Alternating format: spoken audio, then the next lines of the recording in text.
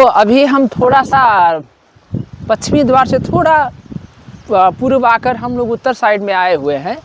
ये अभी 2014 में जब यहाँ पे यूनेस्को का जो टीम है यहाँ पे खुदाई किया, अनुसंधान किया, तो ये जो आप देख रहे हैं जो थोड़ा प्लास्टिक जो दिख रहे हैं जो खुदाई हुआ था 2014 में, वहाँ से खुदाई हुआ। उसका डीपली रिसर्च जब किया गया साइंटिफिक मिनी डेवलपमेंट ट्रस्ट 1995 में, ये जितने भी सांस्कृतिक पुरातात्विक स्थल हैं यहाँ हमारे कपिलवस्तु में, ये पुराने जब रिसर्च से जो फाइंड आउट होते हैं उस पर 2 लाइन 3 लाइन जितना आवश्यकता पड़ता है उस पर ईंटा, नया ईंटा रख करके उसको संरक्षण कर दिया। समाधि पाया गया है कंटक समाधि के पास में। अभी राजा अशोक समय का जो है 130 बाई 150 मीटर का विशाल एक विहार पाया गया जो कंटक स्तूपा के समाधि के पीछे है। और जो थोड़ा इधर उत्तर में जब जाते हैं तो वहाँ पे भी बुद्ध के माता पिता का समाधि पाया गया। 2200 और सिक्के वगैरह जो मिला था वो अभी म्यूजियम में रखा हुआ। ज़्यादा से ज़्यादा यहाँ मिट्टी वगैरह जो बर्तन वगैरह निकल जाता है, तो ये सब प्राचीन मिट्टी के ये बर्तन वगैरह यहीं से ज़मीन से जो अभी निकल रहा है। खुदाई से कुछ जानवर के कुछ इंसान के प्रतिमा मूर्ति वगैरह यहाँ से मिले हुए हैं। जितनी चीज़ें मिलती हैं यहाँ पे उसका रेडियो कार्बन डेट किया जाता है। उसके बाद में मुख्य प्रमाण वगैरह म्यूजियम में सब में देख रहेंगे। आप देखते हैं बुद्ध के समय में ये राजधानी लकड़ी और मिट्टी से निर्माण की गई थी। लकड़ी और मिट्टी, उस समय ईंटे के छोटे जो कमरा आप रूम्स देख रहे हैं ये सब मेडिटेशन हॉल है, मेडिटेशन रूम्स हैं, ताकि एक रूम में बैठकर वो पूजा वगैरह ध्यान वगैरह करता है, क्या चीज़ें हैं, कौन सी चीज़ें हैं, किससे महत्व है, ये रिलेटेड है। तो यहाँ से खुदाई जब किया गया तो ये जो है वो एरिया आप लोग देख रहे हैं, एक ही स्ट्रक्चर्स हैं पूरे।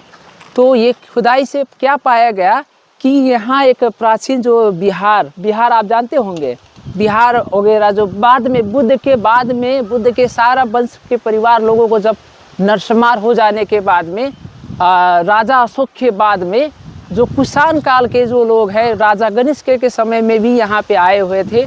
तो उन्होंने यहाँ पे चारों तरफ बिहार का निर्माण, इसका हाईली टेक्नोलॉजी यूज़ करके GPS किया गया है।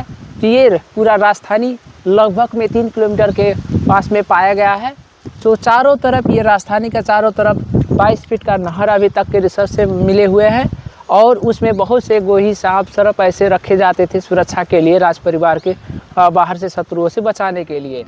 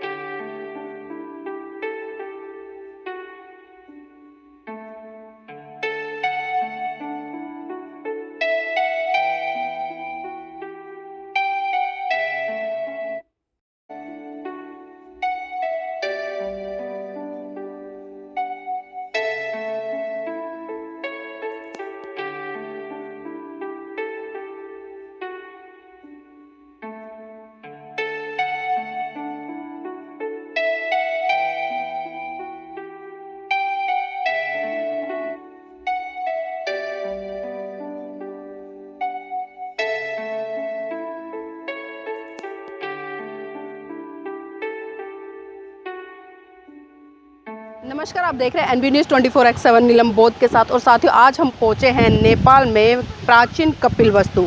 जी हाँ, आप जिस तरह से देख पा रहे होंगे ये कपिलवस्तु है और कपिलवस्तु की क्या विशेषता है ये भी हम जानने का प्रयास करेंगे और तमाम दर्शकों को बताने का प्रयास करेंगे कि कपिलवस्तु का क्या महत्व है, खासकर पूरे विश्व के लिए। क्योंकि मैं खाली भारत की बात नहीं कर रही, नेपाल की बात नहीं कर रही, मैं पूरे विश्व की बात कर रही हूँ। क्योंकि जिस तरह से आज अगर वर्तमान समय में हम बात करें, जो बुद्ध के सिद्धांत है वो हर किसी के लिए महत्वपूर्ण है और ये उनका गृह नगर है। और यहाँ की जो बेसिक जानकारी है, यहाँ के गाइड है, उनसे जानने का प्रयास करेंगे, क्योंकि वो बहुत अच्छे तरीके से हमें बताएंगे कि क्या विशेषता है, क्यों लोग यहाँ पर आते हैं और इसका प्राचीन इतिहास क्या है। मेरा नाम राजकुमार यादव है। अभी हम कपिलवस्तु तिलोराकोट में हैं। ये कपिलवस्तु तिलोराकोट शाक्य की राजधानी है। ये बौद्ध संपदा है जहाँ 29 वर्ष तक सिद्धार्थ पले बड़े हुए थे। उनका ये क्षेत्रफल 3 किलोमीटर में था। ये राजधानी तिलोराकोट के नाम से इसका प्रसिद्ध है। ये पश्चिमी द्वार अभी हम हैं। यहाँ 4 द्वार थे और 3 दरबार सिद्धार्थ गौतम बुद्ध के लिए बनाया गया था राजा शुद्धोधन के द्वारा। जो है 6वीं शताब्दी BC में इस राजधानी को एक व्यवस्थित किया गया था, जो साउथ एशिया में सबसे व्यवस्थित, सबसे समृद्ध शहर के रूप में तिलोराकोट कपिलवस्तु को जाना जाता है, जो अनुसंधान उत्खनन से अभी इसका जो है कंफर्म किया गया है। और इसका जो है ये 1879 में इसकी खोज हुई थी। उससे पहले ये पूरा जंगल, ये कपिलवस्तु राज दरबार जितना है जंगल में था। तो PC मुखर्जी ही इसका जो खोज करता है। 1879 में इसकी पहली बार पूर्वी द्वार और पूर्वी स्तूपा को खोज किया था। तो हमारे पास एक यहाँ मैप है, राजधानी का मैप है। आपको राजधानी का मैप से मैं आपको थोड़ा बताने का कोशिश करूँगा। जो अभी ये हम मैप देख रहे हैं, इसका हाईली टेक्नोलॉजी यूज़ करके GPS किया गया है। ये पूरा राजधानी लगभग में 3 किलोमीटर के पास में पाया गया है। जो चारों तरफ, ये राजधानी का चारों तरफ 22 फीट का नहर अभी तक के रिसर्च से मिले हुए हैं। और उसमें बहुत से गोही, सांप, सर्प ऐसे रखे जाते थे सुरक्षा के लिए, राज परिवार के बाहर से शत्रुओं से बचाने के लिए। और उसके अंदर एक 22 फीट का जो है एक बड़ा सा कंपाउंड वॉल, जो हम लोग फोर्टिफिकेशन वॉल कहते हैं, जो फोर्टिफिकेशन वॉल राजधानी के चारों तरफ था, ये जो है। और यहाँ जो आप देख रहे हैं अंदर का ये एक नीला सा जो रास्ता ये देख रहे हैं, ये ऑरेंज कलर का, ये सब राजधानी के अंदर का एक प्राचीन मार्ग है, जो रास्ता है। इस एकदम व्यवस्थित ग्रिड आयरन प्लान के रूप में कपिलवस्तु राजधानी का व्यवस्थित विकास किया गया था। एक यहाँ 2016 में जब यहाँ यूनेस्को टीम ने जब यहाँ पे काम करना शुरू किया, खोज करने का खोज किया, तो उन्होंने एक सेंट्रल वॉल कम्प्लेक्स 2016 में पाया गया, जो वहाँ पे भी 4 द्वार अभी तक मिले हुए हैं। उत्तर दक्षिण का द्वार खुदाई करके बाहर उसको संरक्षण भी किया गया है, लेकिन पूर्व और पश्चिम का जो है जो सेंट्रल वॉल का जो है अभी उसको फिर से बंद कर दिया गया है, क्योंकि उसको संरक्षण करने के लिए फाइनेंशियल की, एक्सपर्टिज्म का, रिसोर्सेज का, मैन पावर का आवश्यकता पड़ता है। इसलिए वो रिसोर्सेज की अभाव की वजह से अभी वो एरिया का क्या है कंजर्वेशन नहीं हो पाया है। लेकिन कुछ अभी 24 में अभी जो खुदाई किया गया, थोड़ी सी एरिया को खुदाई करते हुए वहाँ यू आकार का जो है कुछ ऐसे स्ट्रक्चर्स मिले हुए हैं। और बहुत से ऐसे प्राचीन मिट्टी के बर्तन, बाड़ा, और उसके बाद में 8वीं शताब्दी BC तक से लेकर आपका 1st सेंचुरी AD तक का यहाँ से खुदाई से पाए गए हैं। जितने चीज़ें प्रमाण वगैरह कपिलवस्तु से मिले हुए हैं वो म्यूज़ियम में रखा गया है। म्यूज़ियम पास में ही 400 मीटर के दूरी पे है। और ये जो कपिलवस्तु 5वीं और 7वीं शताब्दी में फाहियान और वेंगसांग जब आए थे कपिलवस्तु में, तो उन्होंने कपिलवस्तु हिमालय के कोख में है, नदी के किनारे में है। और चारों तरफ बड़ा सा कंपाउंड वॉल है, चारों तरफ स्तूपा का वर्णन किया है। जो चारों तरफ का स्तूपा का अभी नहीं मिल पाया है, लेकिन 3 डायरेक्शन का स्तूपा, जैसे इधर का, पूर्वी का और उत्तर का मिल गया है। एक स्तूपा का खोज अभी चल रहा है, जो पश्चिमी राजधानी के पश्चिमी द्वार का पश्चिम साइड में, क्योंकि वहाँ नया बस्तियाँ होने की वजह से हो सकता है वो स्तूपा वहीं कहीं ज़मीन के नीचे दब गया हो। तो उसी की खोज के लिए जो है यूनेस्को और नेपाल के पुरातत्वविद अभी यहाँ पे इस पे काम कर रहे हैं। और इस जगह जो खुदाई किया गया है, जहाँ पे भी खुदाई किया जा रहा है, अभी तक का है 136 ऐसे बुद्धिस्ट प्लेसेस ये कपिलवस्तु में पाए गए हैं। सबसे बड़ा पुरातात्विक ऐतिहासिक स्थल ये कपिलवस्तु तिलोराकोट के आसपास में है।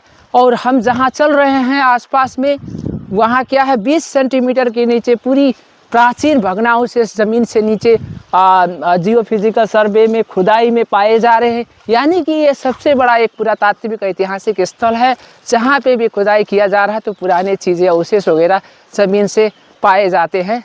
ओके, कहाँ पर है यहाँ पे? तो रोहिणी नदी पूर्व साइड में है। यहाँ से करीबन उसका जो है 55 किलोमीटर के दूरी पे रोहिणी नदी है आपका। रोहिणी नदी के उधर आपका कोलिया राज्य होता था। ये एक शाक्य राज्य है, शाक्य वंश के राज्य कपिलवस्तु को जाना जाता था। और जो है कोलिया राज्य जो है बुद्ध का जो है ननिहाल था, उसको जो है उसका जो मुख्य राजधानी देवदाह के नाम से जाना जाता है। वो सब जगह यहाँ से करीबन 70 किलोमीटर के दूरी में पड़ता है।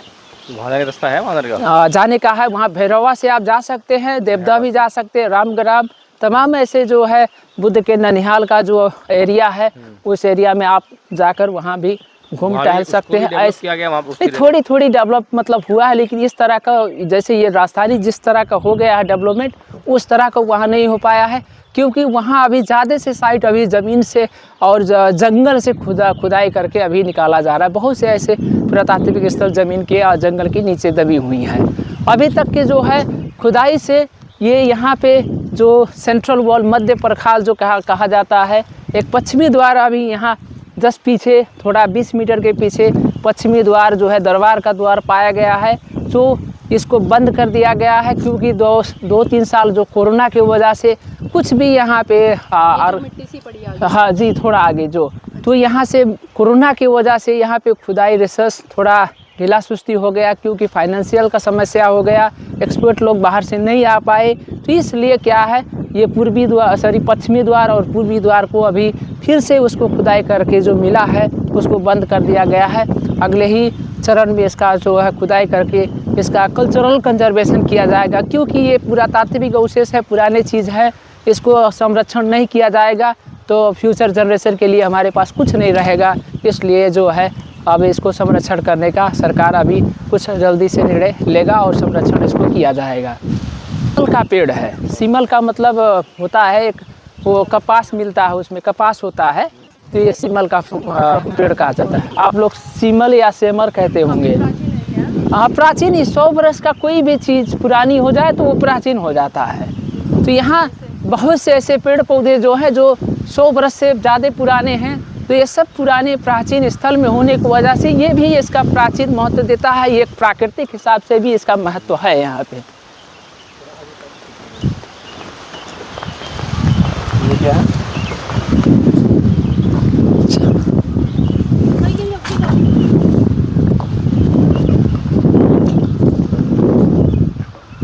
हाय, वहाँ चलते हैं, थोड़ा स्ट्रक्चर के सामने रहेंगे तो बताने में थोड़ा आप लोगों को आसान भी होगा। तो ये अभी जो है 2014, 15, 16 में पहले यहाँ पे रिसर्च किया जाता है, इसका खोज किया जाता है, क्या चीज़ें हैं, कौन सी चीज़ें हैं, किससे महत्व है, ये रिलेटेड है। तो यहाँ से खुदाई जब किया गया तो ये जो है वो एरिया आप लोग देख रहे हैं, एक ही स्ट्रक्चर्स हैं पूरे।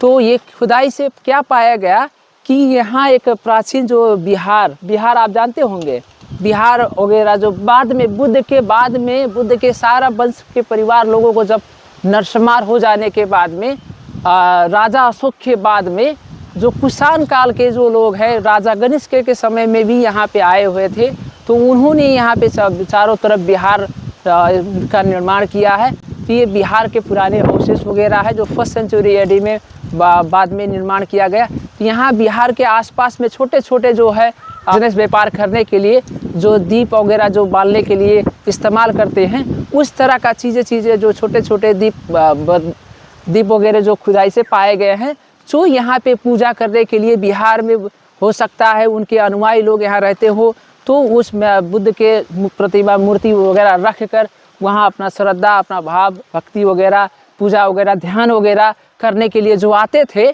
उनके लिए ही यहाँ पे बनाया गया। और ये छोटे आप जो स्ट्रक्चर्स देख रहे हैं, ये सब प्राचीन जो है 2000 वर्ष के पुराने छोटे छोटे जो कमरा आप रूम्स देख रहे हैं, ये सब मेडिटेशन हॉल है, मेडिटेशन रूम्स हैं, ताकि एक रूम में बैठकर वो पूजा वगैरह, ध्यान वगैरह कर सके। इसलिए आसपास इसके जो ध्यान केंद्र वगैरह भी का निर्माण किया गया था। ये अभी मैं आपको ओरिजिनल फ़ोटो वहाँ से हम ले सकते हैं, जो सर अभी ने पूछा कि ये ऐसे ही है कि मतलब बनाया गया। तो ये जो जब खुदाई यहाँ पे हुआ, खोज हुआ, तो यहाँ पुराने जितने अवशेष हैं ज़मीन के नीचे हैं, उसके ऊपर ये कल्चरल कंजर्वेशन संरक्षण कर दिया गया, ताकि फ्यूचर जनरेशन के लिए, टूरिज्म डेवलपमेंट के लिए, टूरिज्म प्रमोशन के लिए सब, हाँ, जिस तरह का ये स्ट्रक्चर्स आप देख रहे हैं उसी तरह का है। यहाँ स्ट्रक्चर कुछ टेढ़ी मेढ़ी है। इसका मुख्य कारण क्या है, बहुत से ऐसे 2000 के बाद तो बहुत से पेड़ पौधे यहाँ आए होंगे, गए होंगे, तो ये यहाँ के पुराने अवशेष स्ट्रक्चर्स वगैरह जो है क्या पेड़ उगने की वजह से स्ट्रक्चर वगैरह थोड़ा जिगजैग, थोड़ा अनस्ट्रेट हो गया है। इसीलिए क्या है स्ट्रक्चर वगैरह क्या है कि एक क्लियर शेप में नहीं दिख रहा। लेकिन ये पुराने जो हैं सब थोड़ा स्ट्रक्चर्स वगैरह जिगजैग होने का मुख्य कारण यही है। और थोड़ा सा आपको जोड़ दूँ, यहाँ से जो खुदाई से छोटे छोटे ये स्ट्रक्चर में आप यहाँ एक होल देख रहे हैं, वो सब में देख रहे होंगे, आप देखते हैं बुद्ध के समय में ये राजधानी लकड़ी और मिट्टी से निर्माण की गई थी। लकड़ी और मिट्टी, उस समय ईंटे के विकास नहीं हुआ है यहाँ पे। तो खुदाई से जो ईंटे वगैरह जो पाए गए हैं, ये बुद्ध के बाद है, जो यहाँ 3.5 मीटर जब खुदाई किया गया है तो नीचे क्या है, लकड़ी का जो साल का लकड़ी का जो अवशेष वगैरह खुदाई से ईंटे के अवशेष से नीचे पाया गया। इसके नीचे जब हम जाएंगे तो राजा अशोक कालीन का स्ट्रक्चर से, ये कुषाण काल के हैं। अब अशोक कालीन के नीचे से जब स्ट्रक्चर हम जाएंगे तब वहाँ बुद्ध का स्ट्रक्चर होगा जो है वो मिल रहा है, उसका अवशेष वगैरह खुदाई से पाया गया है। ये अवशेष आप लोग देख रहे हैं, ये 26 ऐसे ईंटे के स्ट्रक्चर्स पाए गए हैं। ये पूरा अशोक राजा समय का कालीन का है, जो 3rd सेंचुरी BC में राजा अशोक ने फिर से ये प्राचीन पोखरी को उन्होंने 3री शताब्दी में उन्होंने पुनर्निर्माण किया था। तो ये राजा अशोक समय की ईंटें जो हैं 42 सेंटीमीटर से 45 सेंटीमीटर तक पाए गए हैं। इसका टोटल जो वेट है 25 किलोग्राम एक ईंटे का जो वेट पाया गया है, और इसका 45 बाई 30 बाई 7 सेंटीमीटर के राजा अशोक कालीन के बड़ा विशाल ईंटे के जो इस्तेमाल करके ये इसका जो पोखरी या तालाब का इसका निर्माण किया गया था। तो ये यहाँ से खुदाई से कुछ जानवर के कुछ इंसान के प्रतिमा मूर्ति वगैरह यहाँ से मिले हुए हैं। जितनी चीज़ें मिलती हैं यहाँ पे उसका रेडियो कार्बन डेट किया जाता है। उसके बाद में मुख्य प्रमाण वगैरह म्यूजियम में रखा जाता है, वहाँ आप सब लोगों को देखने को मिलता है।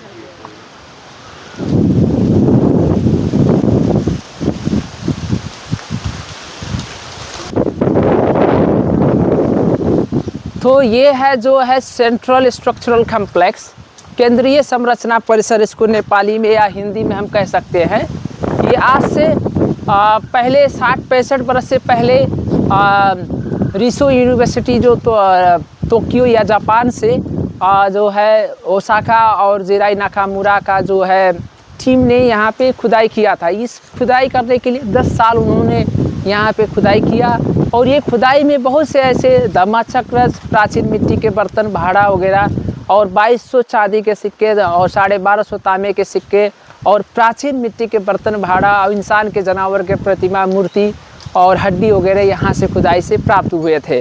जितने चीज़ें हैं वो सब म्यूजियम में रखी गई हैं। अभी भी आपके सामने इतना बड़ा सा एक प्राचीन मिट्टी का बर्तन यहाँ हम आपके सामने ही देख सकते हैं। जैसे आदमी लोग ज़्यादा आते जाते हैं तो ये ज़मीन से चलते हुए ज़्यादा से ज़्यादा यहाँ मिट्टी वगैरह जो बर्तन वगैरह निकल जाता है। तो ये सब प्राचीन मिट्टी के ये बर्तन वगैरह यहीं से ज़मीन से जो अभी निकल रहा है, ये प्राचीन ही सभी चीज़ है जो ये चीज़ें पाए गए हैं। और यहाँ जो है, और ये जो एक प्राचीन जो मंदिर भी उसको प्राचीन ही जाना जाता है, क्योंकि ये 100 साल से पुराना हो गया तो प्राचीन ही कहा जाता है। तो वो जो है बाद में वो मंदिर का बाद में उसका निर्माण किया गया है, जो है वो उसका स्थानीय लोग या लोकल लोग उसको समय देवी के मंदिर के नाम से जाने जाते हैं। तो ASI ने इसको जो है यहाँ पर संरक्षित नहीं किया है क्या? ASI यहाँ पे नहीं करता है, archaeological survey of India. ASI जो थे PC मुखर्जी के समय में यहाँ पे नेपाल में काम हुआ था, तो उन्हीं के समय में जो खुदाई वगैरह हुआ है, जो PC मुखर्जी वो 1879 में पूर्वी द्वार को पहली बार आर्कियोलॉजिकल सर्वे ऑफ इंडिया से PC मुखर्जी जब आए थे तो उन्होंने खुदाई करने के बाद में उनकी रिसर्च से खोज से आइडेंटिफाइड यही शाक्य राजधानी तिलोराकोट है, जहाँ 29 बरस सिद्धार्थ पले बड़े हुए थे। और वो कपिलवस्तु पूर्वी द्वार को पहली बार उन्होंने जंगल से खोज करके इसको जो है उन्होंने ज़मीन से खोद करके खुदाई करके निकाला गया था। उस पूर्वी द्वार का नाम है महाविनिष्कर्मण द्वार, जो महान त्याग करके उन्होंने ज्ञान के सत्य के खोज में 29 वर्ष की उम्र में घोड़ा और सारथी छन्न को लेकर वहां से राज दरबार को त्याग किए थे। तो वो है कपिलवस्तु राज दरबार का पूर्वी द्वार जो है। अभी यहाँ उत्तर दक्षिण की द्वार अभी नहीं पाई गई हैं। उसके थोड़ा बाहर एक बड़ा सा जो एक छोटा सा पहाड़ दिख रहा है, छोटा हिल दिख रहा है, वहाँ कंथक का समाधि पाया गया है। कंथक समाधि के पास में अभी राजा अशोक समय का जो है 130 बाई 150 मीटर का विशाल एक विहार पाया गया, जो कंथक स्तूपा के समाधि के पीछे है। और जो थोड़ा इधर उत्तर में जब जाते हैं तो वहाँ पे भी बुद्ध के माता पिता का समाधि पाया गया है, जो शुद्धोधन महाराज और माया देवी का समाधि है। और ये बाद में राजधानी के चारों तरफ क्या है, बिहार के अवशेष वगैरह खुदाई से अभी पाए जा रहे हैं। जैसे यहाँ एक बिहार पाया गया, इसमें एरिया में पाया गया, इस एरिया में भी पाया गया। यहाँ पे भी अभी कुछ ऐसे खुदाई में जो मिले हैं पुराने प्राचीन बिहार अवशेष पाए जा रहे हैं। यानी कि इसके आसपास जितने भी खुदाई किया जाए तो कुछ ऐसे प्राचीन अवशेष, प्राचीन ऐसे जो है बुद्ध से रिलेटेड जो है जो सांस्कृतिक पुरातात्विक ऐसे ऐतिहासिक स्थल वगैरह कपिलवस्तु से पाए जा रहे हैं। तो ये बहुत बड़ा सांस्कृतिक पुरातात्विक ऐतिहासिक एक जो संपदा है, इसको सरकार ने अभी प्रस्तावित किया है विश्व सूची संपदा में ले जाने के लिए। तो यहाँ जो यूनेस्को और डरहम यूनिवर्सिटी के जो प्रोफेसर रॉबिन कनिंघम हैं, उनके टीम ही यहाँ पे 10 साल से रिसर्च खोज से उसकी उपलब्धियाँ, उसकी जो प्रमाण वगैरह जो पाया गया है, उसी के आधार से इसको आधार बनाकर इसको विश्व सूची संपदा में सरकार ले जाने की कोशिश कर रही है। और कुछ यहाँ पर बस यही है? बस यही है चीज़ें। अब इसके कौन सा ये कुआं ही है? जी, ये प्राचीन एक कुआं है जो कुषाण काल के समय में एक कुआं का इस्तेमाल मतलब निर्माण किया गया था। इस कुआं से जो है इसका 30 फीट नीचे जब खुदाई किया गया था तो पानी भी होता था, लेकिन तमाम लोग यहाँ दर्शन करने, दर्शन यात्री लोग आते रहते हैं, छोटे छोटे बच्चे लोग आते हैं।